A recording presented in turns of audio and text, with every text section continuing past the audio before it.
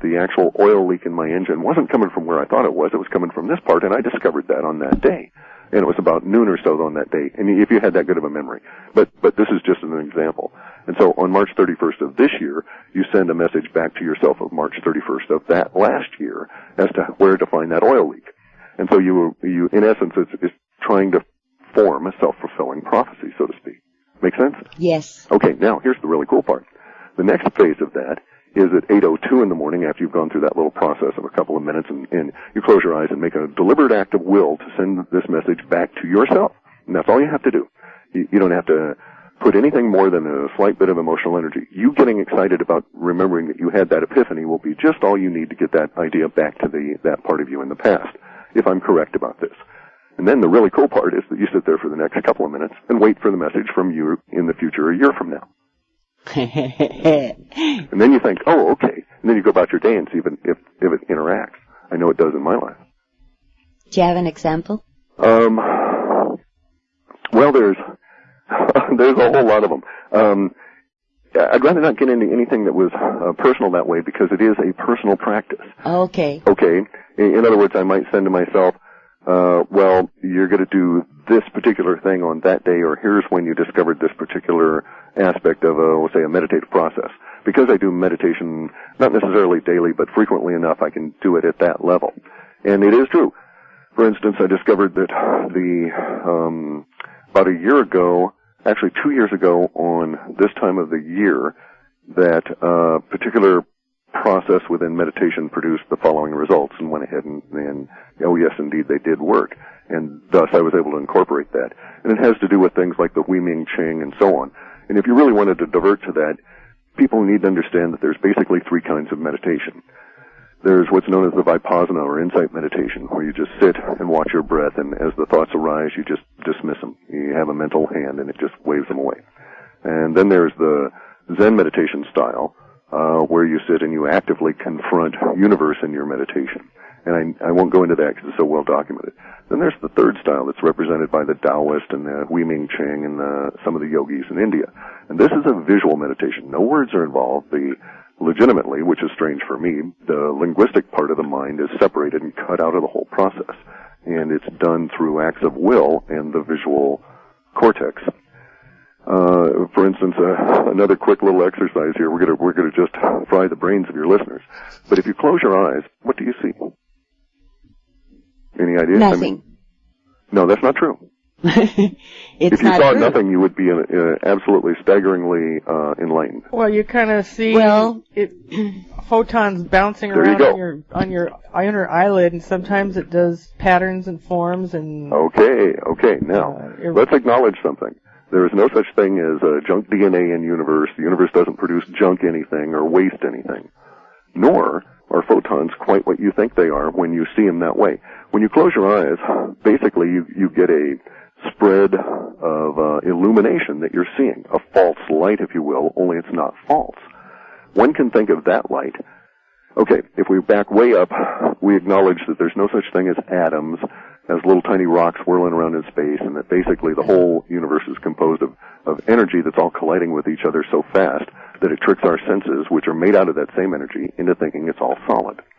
So if what I'm saying is true, then the light you're seeing on the inner part of your eyes is stuff that you're generating.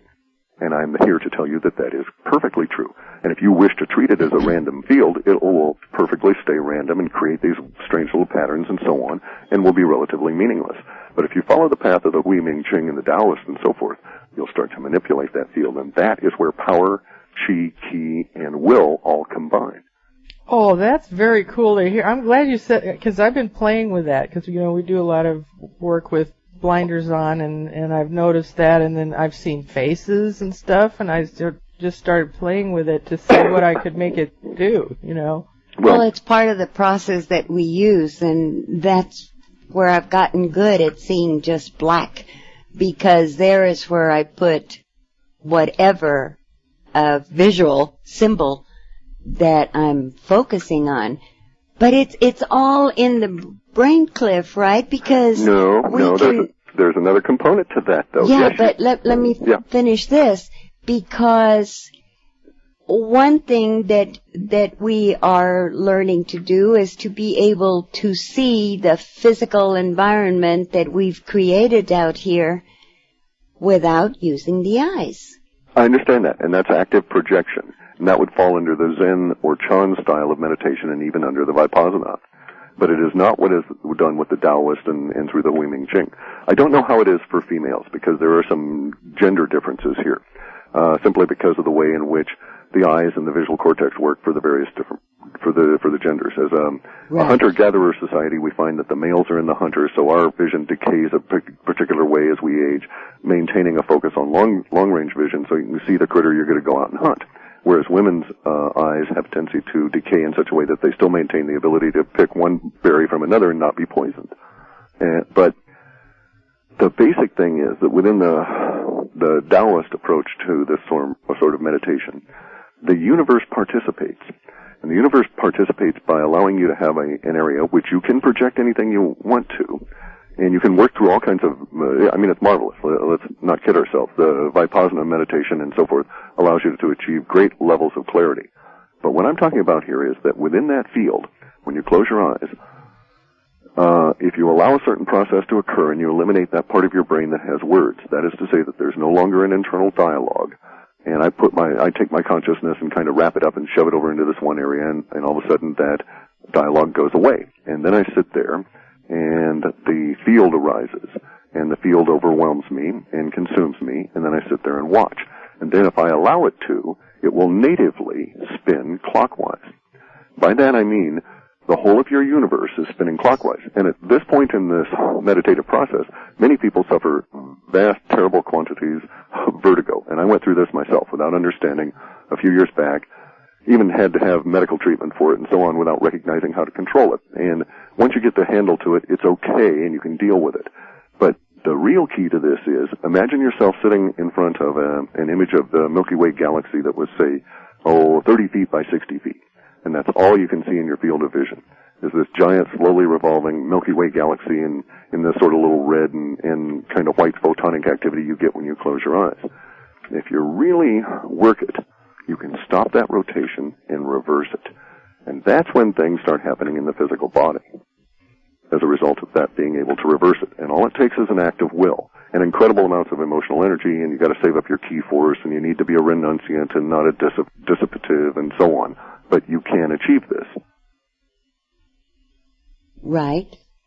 That level of power is where you start being able to build up key energy, for instance, and this is what led people like John Chang being able to push a chopstick through a solid wood table. He does not shove the wood through the table. He uses his mind to create a hole through which the chopstick will drop. Yeah. It's how we can eventually walk through walls if we stop seeing it as solid, because then you have to chop a hole in it. But if you don't, if you understand there's nothing solid anywhere, then it's just a matter of moving. Yes, precisely. Right. Precisely. But it's more to it than just understanding. And see, that's where we get into a conundrum, because there's a whole lot of people out there with understanding, but no experience of it. Right. And in the meditative community, you hear about instances where, like the archetypical story of the Zen master sitting there, and a student comes running in. This is in Hawaii, and he says, Master, look at this article in Time magazine. These scientists have discovered what we know, blah, blah, blah, blah, blah. It describes the universe as being energetic, et cetera, et cetera. And basically the student says, at last the world will be enlightened. And the guy looks at him and chuckles and says, no, kid, you haven't got a real handle on it. They understand it intellectually, but they're not living it. They're not experiencing it. And there's a big difference. It's all philosophy. That's great. So you end up having to do the work in order to obtain the results. But the results are really quite staggering, and they can lead to an ability to do mind training that is, leads you to kind of the screwy sort of things that I'm doing, and George and all these other people. Very cool. All right, well, let's take another break. Where you're listening to Beyond the Ordinary Clif on Beyond the Ordinary, and we'll be back with him right after this. Okay, we're back with Clif. Yeah, let's go into some of the stuff, and let's just chunk our next year out here into big sections, and we can deal right off the bat with what's coming up from May through October 26th. October 26th is another key day, although the effects won't be felt until November 5th and beyond. That's when we'll start seeing some visibility. The summer is going to be very ugly. It's going to be a real reduction in lifestyle, especially for the North American and the developed nations. We're going to see situations where all of the efforts from Obama start failing one after the other, and they start shifting, and may see lots of transitions in their economic focus team and in diplomacy and so on, and people are moved in and out of positions as they try and get a handle of what's going on. The fact that they won't is neither here nor there. They're going to seriously attempt it, and a lot of the stuff that they're going to do is going to become visible failures over summer. And part of the problem for summer is this word undeniability. And that's come up as a context because we're going to have so many weather changes in such a short period of time, which is to say from May through really August 19th, August 20th, something like that will be the peak of it, that it's going to cause a change in attitude about from a huge level of the populace. And that is to say, people that weren't at all focused on global warming or 2012 or anything like this are going to suddenly start freaking out right and left because they won't be able to deny actively, they won't be able to get enough emotional energy behind the ideas to deny what's slapping them in the face relative to the weather and the situation with the seasons, the food harvest, et cetera, et cetera. It's all going to really roll to a conclusion that they won't like, and it'll cause problems with their behavior as well as their ability to adapt and this kind of thing. And then we hit a little kind of hiatus through around the equinox. It doesn't get quite any worse until we come to October 26th, and then we go through November and December. And that's going to be extremely trying for the United States. There's going to be emotional attachments to international involvement. It may mean that the dollar actually collapses across November and December. If that's the case, if the emotional attachments that we're seeing to the dollar collapse actually manifest in those 2 months, then what we may observe here as effects might be the dollar would still be used here in the United States, don't get me wrong, but held as a world reserve currency, it may just be trash. And the Chinese, for instance, may be trading bucket loads of treasury notes to, people for whatever they can get for them. And the result will be that your dollar here suddenly becomes, one day perhaps a little stronger than the next, but in general, very much its value will be at the whim of the world community. And so we might suddenly find, for instance, that there's no real change in the price of oil in euros, but it now takes us $150 to buy a euro. And thus we might have vast quantities of oil cost go scaling up just at a staggering level. And this hyperinflation that we're going to see as a result of the dollar collapse may have a little taste of it